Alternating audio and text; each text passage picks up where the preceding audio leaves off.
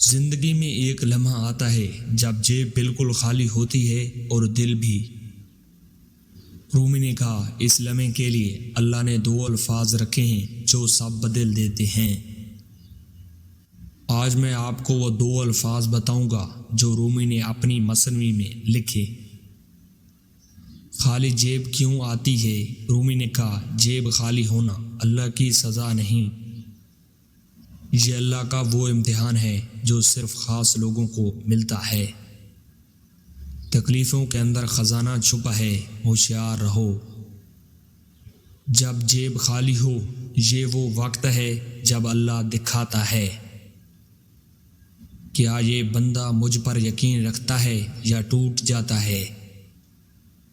جو اس وقت ڈٹا رہا، اللہ اسے وہ دیتا ہے جو اس نے سوچا بھی نہیں۔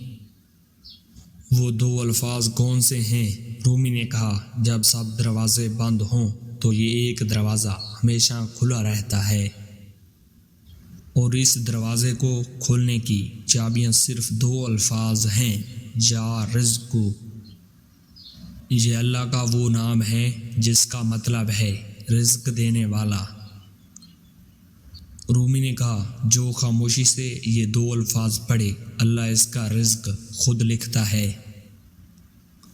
جس کا اللہ ساتھی ہو، دنیا اداس بھی ہو تو اسے غم نہیں۔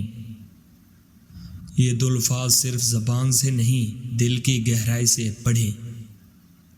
آنکھیں بند کریں، سانس گہرا لیں اور پڑھیں، یا رزق، یا رزق۔